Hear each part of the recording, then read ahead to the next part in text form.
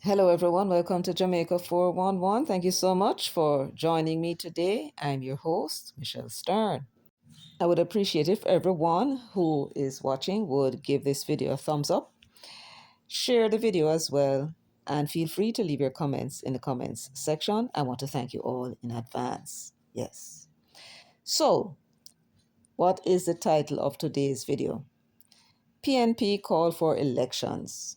They were shouting at the top of their voice. You could hear Dayton Campbell. You remember? Andrew, call it, Andrew, call it. And I don't know how him do it. Screaming at the top of his voice that Andrew must call the election. And if him not call the election, when we go at town, me, I go call the election. Right? And what has transpired? They were not ready. And if you know how unready they are, you would be shocked. And yet there is Dayton Campbell shouting at the top of him lungs, call it, Andrew, call it. And him going come at Kingston, come call it himself if him don't want to call it. Gimmicks. Gimmicks. They presented a manifesto very early, very unusual. But it was always their intention to publish the real manifesto. And therefore, this one was what they would call in military terms a decoy. In other words, they know that the Labour Party has a very bad habit of thieving them ideas. So they put out the decoy, hoping that they would respond in kind. And then when they put out their manifesto, they put out the real one. And in that process, the Labour Party would have been trapped. Well, the Labour Party evidently never paid for them manifesto any man, because their manifesto involved the introduction of a massive amount of new taxes. And we know there's a lot of taxes because it involves either an extension or expansion of existing programs and a few new programs as well. And if you are going to introduce a program for the first time that is expected to be ongoing year after year after year, then you have to find the resources in order to fund it. It's as simple as that. And so they didn't pay them much mind, but they did do some things in the Labour Party manifesto. But we'll come to that at a later time. We're dealing with the PNP manifesto at the moment. And what was in the PNP's manifesto? A large portion of what I heard were proposals to improve what already exists. So, for example, they may be talking about the bureaucracy. They're going to do something about that. They may be talking about education, healthcare, and such services. They were simply talking about how they will do it better. It was just an improvement. There were very few. In fact, I heard of no new policies that they were going to introduce. Policies, remember, the policies would usually involve the passage of laws to change the way how something is done.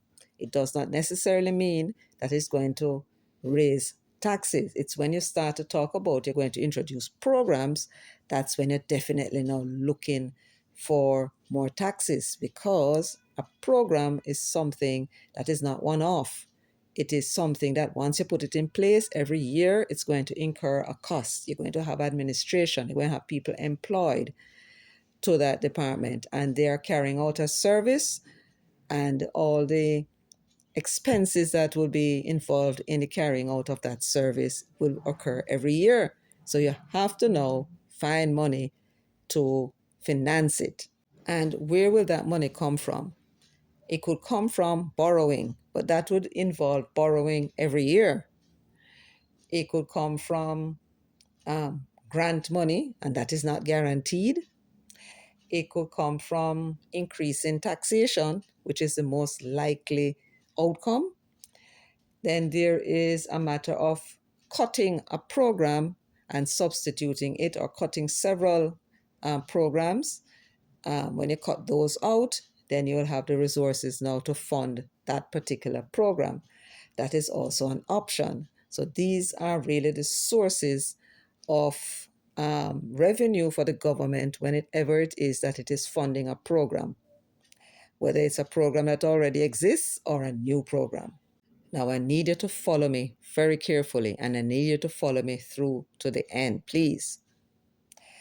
The first thing we need to know about the manifesto is how much their proposal is going to cost. And for that, we're going to go to Nationwide and let them give us their calculations. And then I'll return and have my own view. Maybe I even interrupt. So on the 25th of August, 2025, Siobhan Campbell reported PNP's campaign promises will cost approximately $90 billion. Now, the report began by saying the opposition People's National Party's campaign promises would cost the country approximately $90 billion in revenue. That's based on an assessment of the cost of the total package of promises put forward in the party's major manifesto. They went on to say it also covers the additional promise to raise the country's income tax threshold to 3.5 million. The PNP says it will implement the promises without being fiscally reckless and without imposing new taxes. Pay close attention to these words, right? They will implement the promises without being fiscally reckless and without imposing new taxes. Now, if these programs cannot be implemented without imposing new taxes, additional taxation, and they're saying that we're not going to impose new tax to fund them, it's one of two things. Either they're lying and know that these programs cannot be implemented without new taxation to fund them, or they have no intention whatsoever to implement them. Were you stupid enough to take them, an inexperienced bunch of people, and put them in Jamaica House? You follow? Yes. Let's continue. And while you're listening, I want you to pay very close attention to the tone of voice of both Julian and Damian Crawford. Listen carefully to their tone. They are uncertain and they seem to me to be very, very uncomfortable about the things that they're saying. And perhaps there is a reason, and we will get to that shortly. The PNP estimates its first phase of promises would cost the country $36 billion. Here's the party spokesperson on education, Damian Crawford, putting forward the figure. All the things that we have put within our manifesto is below that $40 billion. Indeed, it's below $36 billion. We should have been 10% of the discretionary component. The party at the time pledged to take that chunk of revenue from discretionary spending. It's not immediately clear if that $36 billion includes the $11 billion that the party says it will stop drawing down from the National Housing Trust. But added to the first raft of promises, the party is now pledging to raise the country's income tax threshold to $3.5 million. Based on estimates provided by former Finance Minister Dr. Nigel Clark, that would cost the country approximately $50 billion. This is how opposition spokesman on finance, Julian Robinson, explained how the PNP would go about funding the income tax threshold.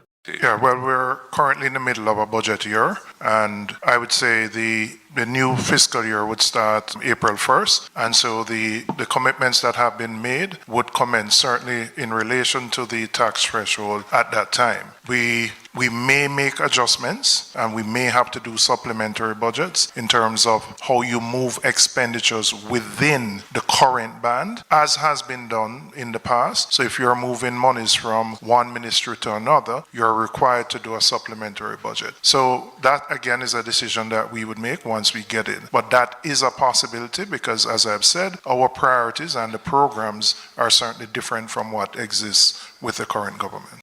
The income tax threshold currently sits at $1.8 million. The JLP has promised to move it to $2 million over the next 2 years using a phased approach of $100,000 increments. Mr. Robinson pointed to natural increases in revenues and increased GDP growth over the next 3 years of approximately $140 billion based on the fiscal policy paper. Now, our programs and our priorities are different from the JLP's programs and priorities.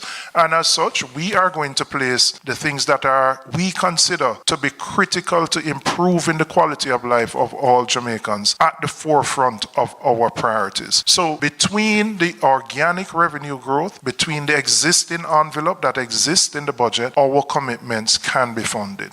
A check of the fiscal policy paper projects that over that period, despite the increases in revenues, the country is anticipated to run a fiscal deficit of $34 billion in 2026-27, $33 billion in 27-28, and nearly $6 billion in 28-29.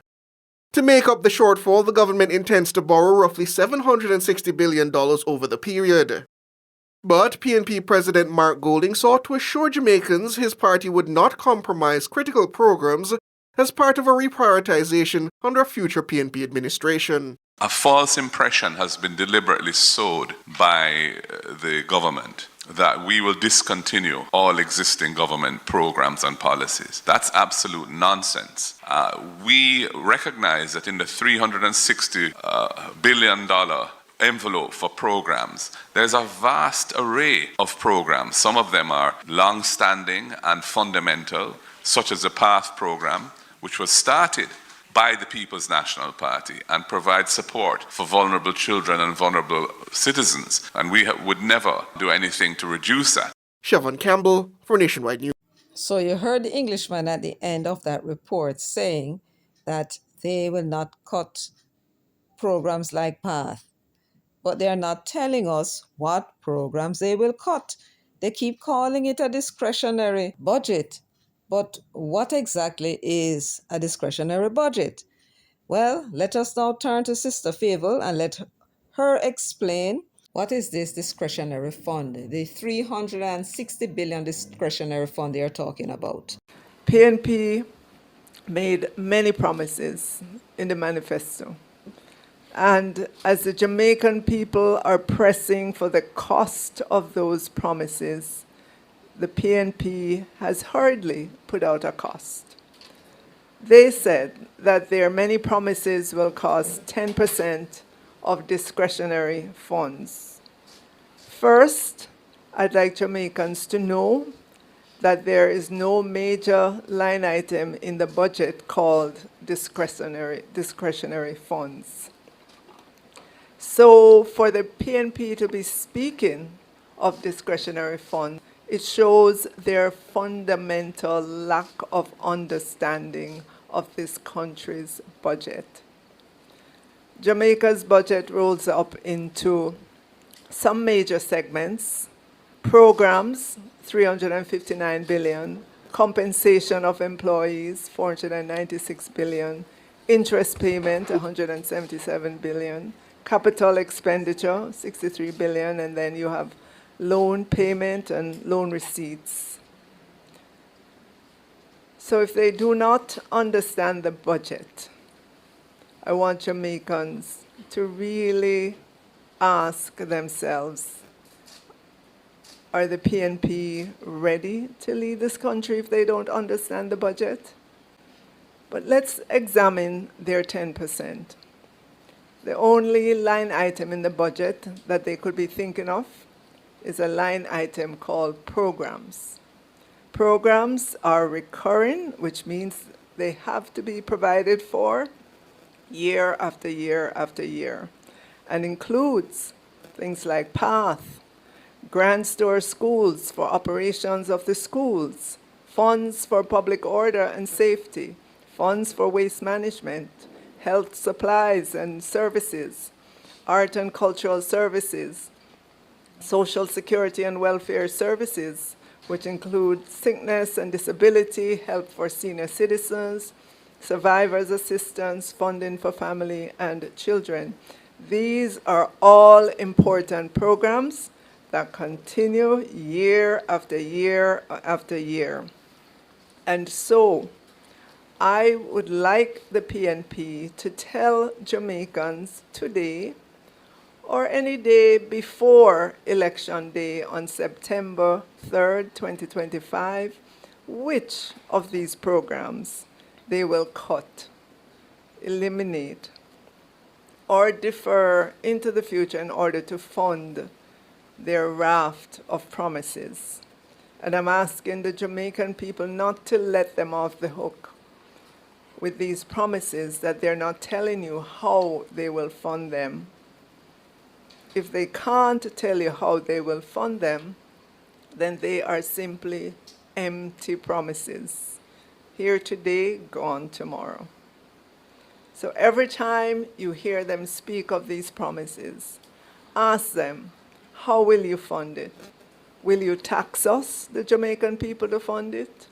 Will you cut something in the budget to make way for your promises?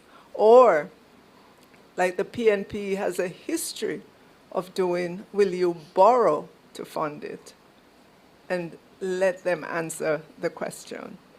So to the people of Jamaica, I say here we are again on the eve of an election with promises from the PNP that they have not explained how they will fund.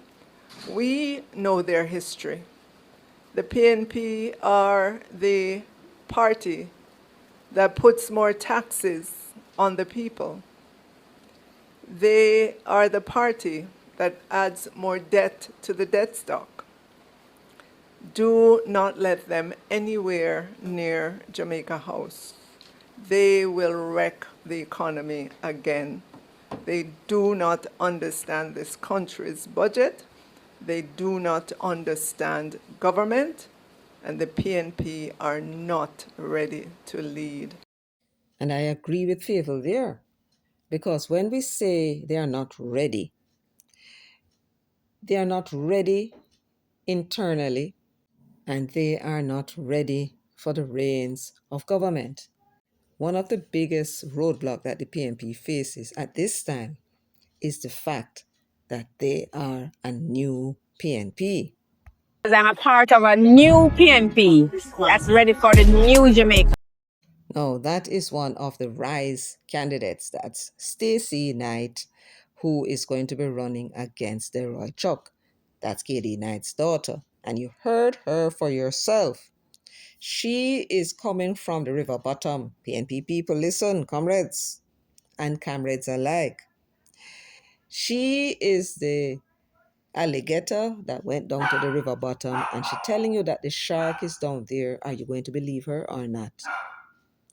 She said that she is part of a new PNP. That is what she said. And that, my friends, is the biggest obstacle that they face. Because even though some of the faces that you're seeing in this new PNP are familiar, they did not occupy major positions in government. They have no one in the party at this moment that is experienced in government. You have Mark, who was a senator and a legislator. He became a minister of justice for 4 years. And then you have Bunting, who was a minister of national security for 4 years, who in the party is experienced in handling finance. Now we understand that Mark has a secret cabinet and that Bunting is the one who will be the next minister of finance. But there you have it again. What is his experience in government in terms of finance? Running a government is not the same as running a business. It's two different things. Two different things. And even though they have similar accounting practices, the considerations when you're running a government is totally different from running a business. A business is all about profit. 100% all about profit. Government is about people. And so to take a businessman and say that he would make a good finance minister, not Nagoso. Not Nagoso. It is only if that businessman have a heart for people. And this man, Peter Bunting, no heart for people. He's only about himself and his own personal ambitions. The movement continues to gain momentum, and we're moving straight through conference in September, and we're not stopping marching until we reach Jamaica House. And That is who these capitalists are, Peter Bunting and Mark Golding. That's the reason why they spent $650 million trying to unseat Dr. Peter Phillips. Because I'm sure they don't expect they're going to get back that money through the PNP. That's the reason up to now they've spent almost $2 billion, right? Having to maintain the PNP because them risers, they have to pay them. Them now do not unless them get paid. So it costing them money every day that they're in opposition. Who spends this kind of money in order to gain power? What kind of return are they looking for? Every time you look at them and them talk about government, you see them out of water, mouths of water. So like when somebody hungry for something. The biggest problem that they face is their inexperience. When they talk about the PNP and what we have done as government, that had nothing to do with them. They have nobody there to show from the previous administration with any standing that is going to connect them with the previous administration. They bought the party, they took it over, they captured it by all kinds of devious means. They are capitalists. And what are capitalists about? Capital. It is about the interest of capital. Those with the money, those with the assets, those that have companies. That's what they are about. But they cannot come and tell you that that is what they're about. They have to be pretending that they are socialists, but we know they are not. And how do we know that they are not socialists?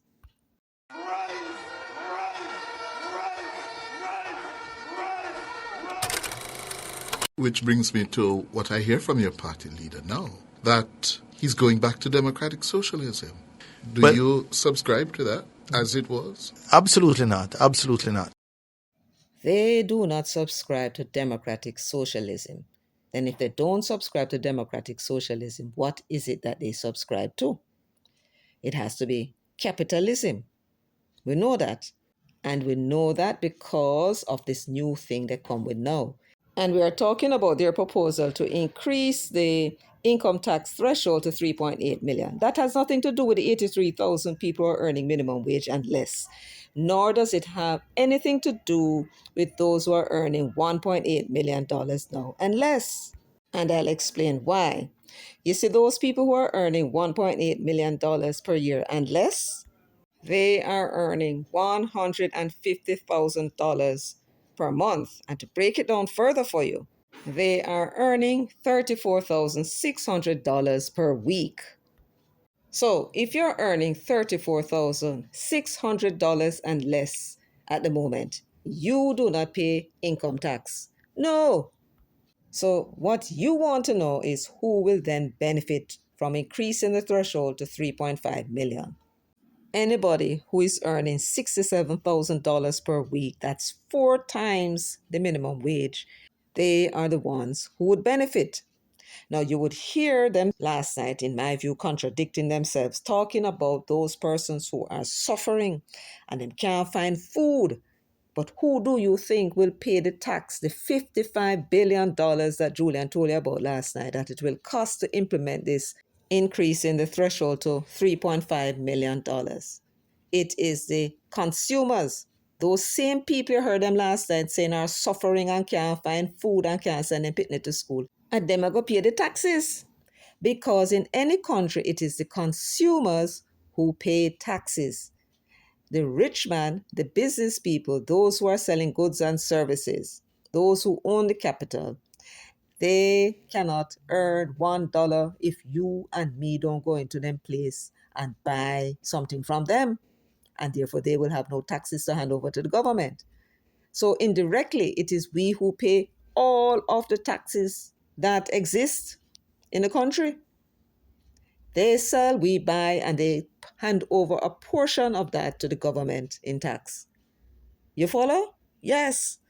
So when I'm talking about imposing another $55 billion, they claim it's not tax, but rest assured it will be tax. They say the Labour Party can't grow the economy, and yet they're telling you last night that they're expecting growth in the economy that will cover this cost. What if there is a hurricane between now at the end of the year.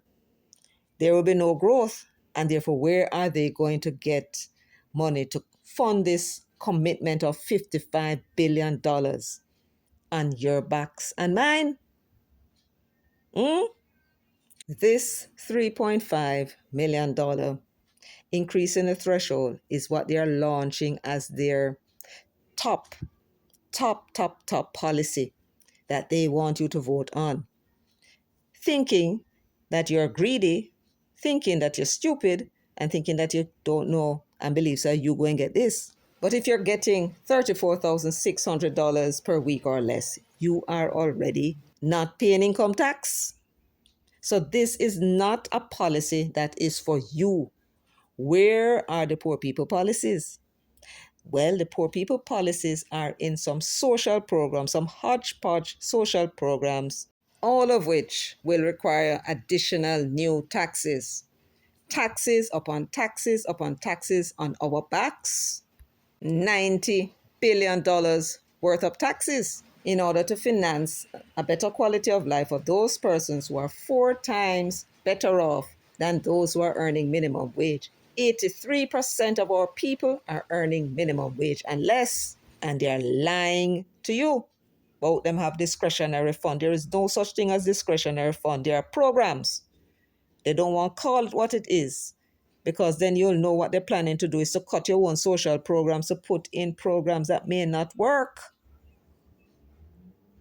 When I tell you that they are not ready for the elections, I am telling you that they are not ready for the government. They have not thought the thing through.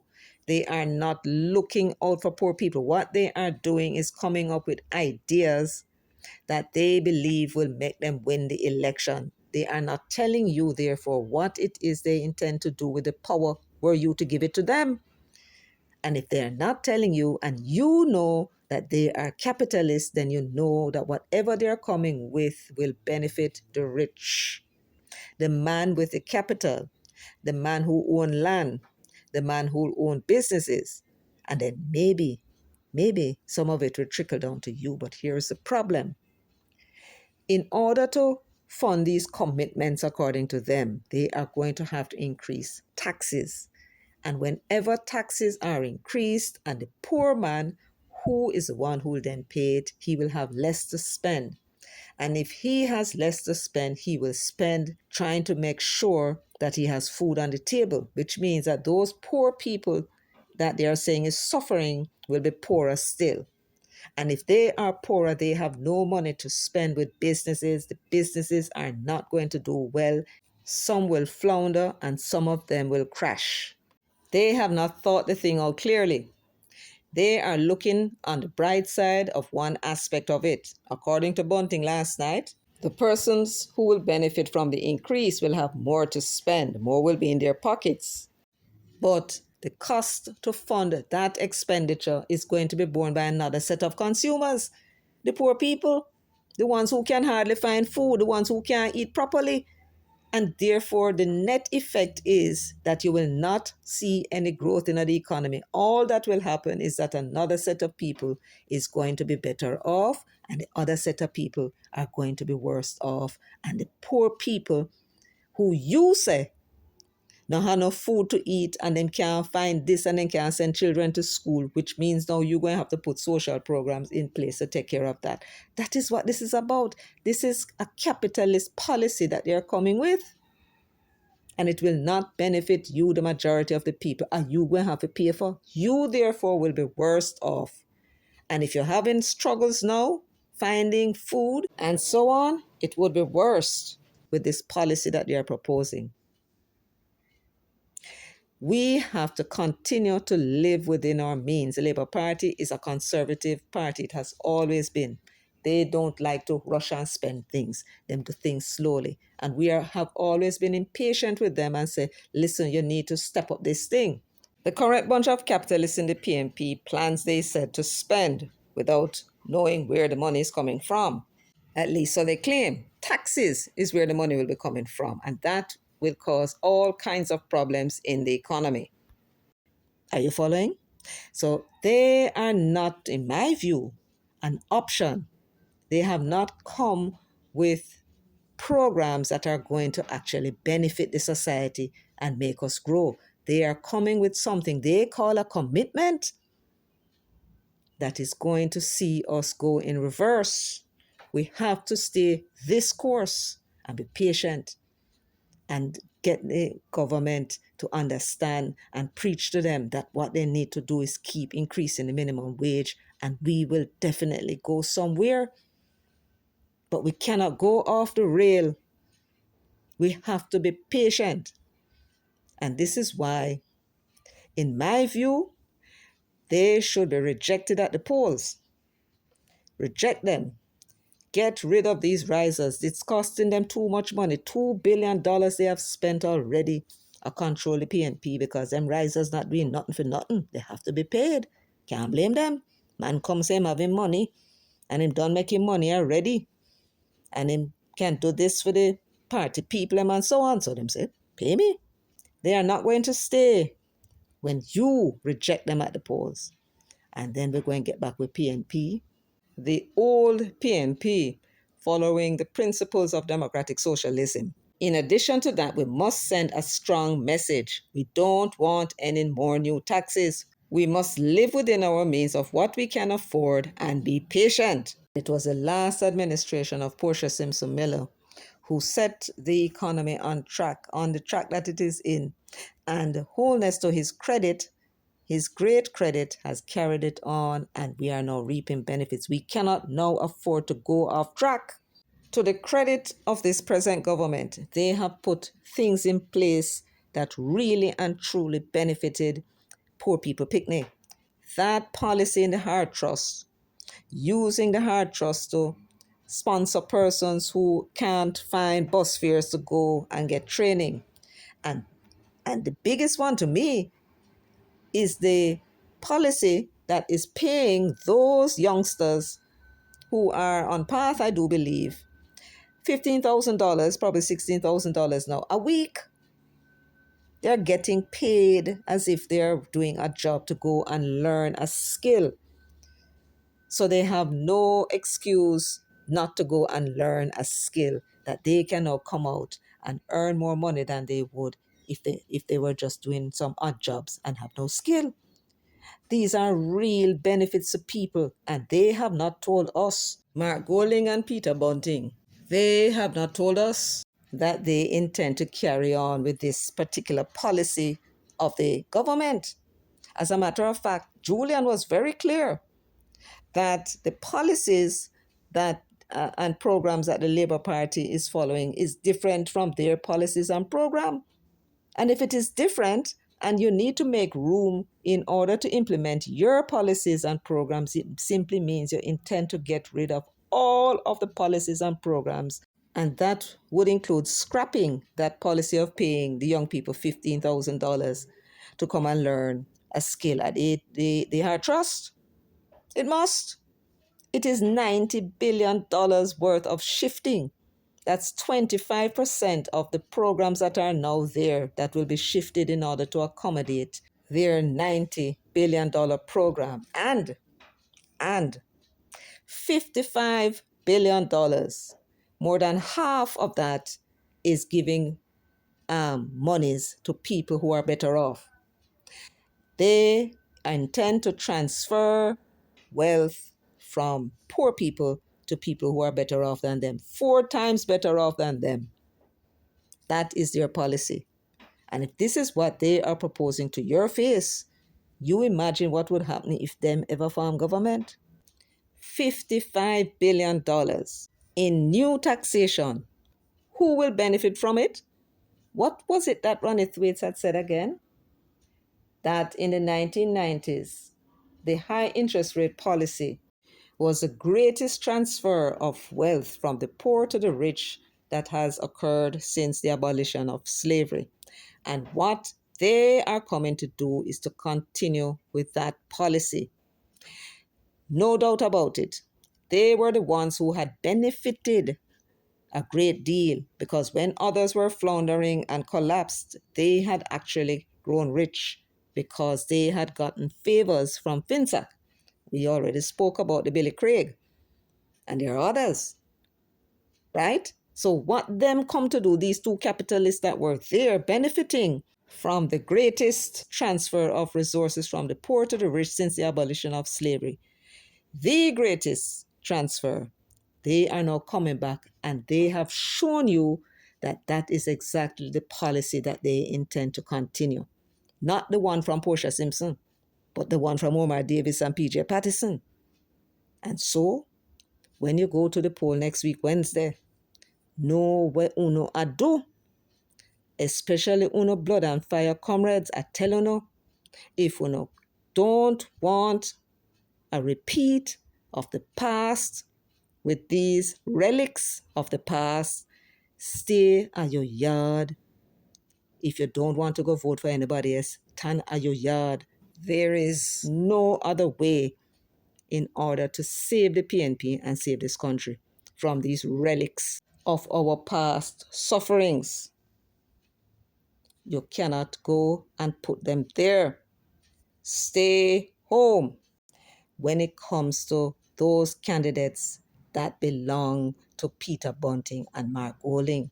They recruited them. They are the RISE candidates, the original set, and some new sets that they recruited. They are the ones who must not go sitting in the parliament because they don't represent democratic socialism, and you're a socialist. Comrades, I am saying to you now, those of you who are not prepared to work with these people, you don't want them, you don't want to be a part of any new PNP that you hear Stacey Knight talk about. She's talking about a new PNP. It's not the management she's talking about. When them come to tell you now that this is a new PNP, it is not just a new leader. It is a PNP that they said that is new. It means that the policies and programs that Michael Manley left, that Norman Manley wanted for you, where you are the ones who make the decision about your candidates who represent you, and you make the decisions about what policies you want in your communities. That is what is there. That is PNP. When I'm talking about a new PNP, it's a PNP that cut you out completely. There's no democracy in the party. You don't vote for none of those people that are there, and who you vote for, then shift them out and put in who them want. That is the new PNP. The new PNP is a party that is now telling you to your face, because even though the situation occurred in the 1990s with the transfer of wealth from poor to rich, that was not the original intent. The party merely found itself in that position trying to correct a problem that was really caused by PJ himself when he increased the money supply by 120% when he was Minister of Finance. That was what that was about. They are now coming to show you that they have policies that are going to continue that program of transferring the wealth of the poor, what little they have. The ones them say don't have no food to eat, can't eat properly, can't send them picnic or school. At them want now to pay money in order to maintain a certain lifestyle of people who are 4 times better off than them. And I'm saying to you, whatever you do, if you're going to vote, and you're going to vote for the comrades, the one you know a long time, are comrades, the comrades who are Manleyites, those comrades who are in those seats representing you or seeking to represent you, who support Portia, who supported Peter Phillips, and who supported Lisa Hanna. Those are the genuine comrades. Them other set of ones are calling themselves comrades. Them are not comrades. They are risers. They have separated themselves from the party long time and want to impose and change the party into something that the founder never intended and you do not want. They are biding them time, and they want to get those RISE candidates of theirs, all 39 of them, elected. And I say to you, go vote for the PNP people where you know. Anybody where you don't know from Adam, do not vote for them. Turn out your yard. It's the only way we can get back our PNP. Do not betray Norman Manley, Michael Manley, Portia, and what they believe in. Do not vote for those risers. We are talking about in Hanover. The 2 candidates in Hanover, Heather Miller is a riser. Andrea Perkins, a riser. Ian Hills is a top riser vice president, and Dayton Campbell is the general secretary. These were the two people who were in that WhatsApp group, plotting and planning against the party, talking about them going to focus on the next election, which was the internal election, not the general election, which was upcoming in 2020. They were not going to focus on that. Their plan was to make the party lose so that they can elevate themselves into the positions they now hold, and Peter Bunting into the seat as leader, and the people in Manchester, central Manchester, stayed home and sent him packing. You need to do the same to these risers who are now sitting in seats that were occupied by other risers that you stayed home and make them lose. What they have done is move and gone somewhere else and put another riser in the seat that they believe that you don't know are risers. But me, I gotta tell you who they are, and you must stay home again. We have to stay home if we are to get rid of these parasites out of the PNP once and for all. We're talking about in St. Elizabeth, 4 of the candidates there, 3 of them are risers. Zulika Jess, Norman Scott, and Miranda Wellington. Yes, man, risers. Then you have in Manchester, of the 4 seats, Peter Bunting, the head of the movement he started called Rise United Movement. Him call it so. He's the head. And we have it from good sources because we have our people all about the place, right? In the party and outside and elsewhere. And Mark's secret cabinet, were you stupid enough to put them there? Peter Bunting would be the one who is a Minister of Finance. Yes, that is what Bunting wants, and whatever Bunting wants, Bunting gets, because he is the one that have the people them, not Mark. So he is supposed to be the one now that is going to be the Minister of Finance. Now you just imagine that. Who then would be the Minister of National Security? Dayton Campbell. And not only would he be Minister of National Security in Mark's secret imaginary cabinet. Can that happen? Dayton Campbell, would also be the Deputy Prime Minister. Just imagine that. Mull over it a little, but let me continue. In Clarendon, of the 6 seats, 5 of them are risers. Sian Barneswell, big riser. Wavell Hines, riser. Richard Azan, Carla Watt, and R.J. Dixon. He would have been a new recruit. Risers. In St. Catherine, Alfred Dawes in Southeast, new recruit. Andreen Higgins, Loxley Francis, and Kurt Matthews. None of them are really expected to win. In St. Andrew, we are begging you, we are asking you, begging you, the people of South St. Andrew and Southwest St. Andrew, do not go out and vote for either Mark Golding or Angela Brown Burke. Register your protest. You do not approve of them. Stay home and do business what will happen after that. Then there is Tony Hilton, riser. Patricia Sutherland, big riser. Christopher Henry, risers. Paul Buchanan, a riser. Joan Gordon Webley, a riser. Stacey Knight, riser. Ethne Miller Simpson, risers. Steve McGregor in Central Kingston, not expected to win, but remember, he is a new recruit. Bunting recruited him. Do not give him your vote. Stay home. He's a riser. And then in Portland, Isaac Buchanan and Doreen Campbell, risers. In St. Mary, Omar Newell, big riser, original riser, part of that original demolition team of risers. Then you have in St. Anne, Ryan Simpson, and you have Gabriella Morris, risers.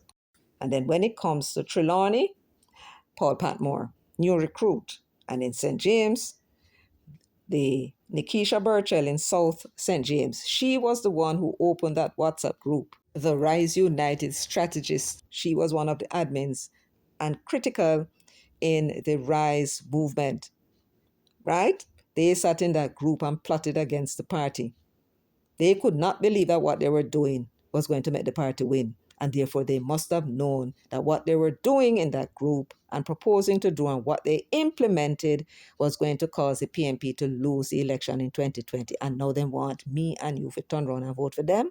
That must be the greatest joke of the year right now. And lastly, you have Alan Bernard and Rochelle Reed Knott. I don't know who Rochelle Reed Knott is, but I beg of you, comrades, anybody where you know from Adam, do not come out, come vote for them. Assume that they are risers because they do not put PNP people in positions, any position at all.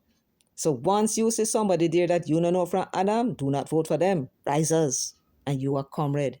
They have left only 24 comrades, original comrades, to run in seats, and that's because they couldn't push them out. They were powerful. The other ones, though, who were not, then pushed them out. And the seats that they sabotaged, they put for them people in those seats. They put risers in those seats, wanting you to put them in the parliament so that they can now dominate. They want to have more risers in the parliament than PNP, because in that way, they now have no fear of anybody moving and no confidence motion against Mark Golding. And that way now they can make whatever change they want in the PNP, and there's not a damn thing that any of you can do about it because you don't even have voting rights anymore. Think on that. You stayed home to make those other risers lose the seats, 12 of them, because you are comrade, you are not a riser. You know, vote for a third party within a party. They have replaced those risers with a new set of risers. Come up with song now about them, your blood and fire comrade, and play music. They want to play the music like a Pied Piper and play, and then you walk behind the truck and dance and sing your blood and fire comrade and walk into the polling station. That is for their plan. You, comrades, have a clear choice.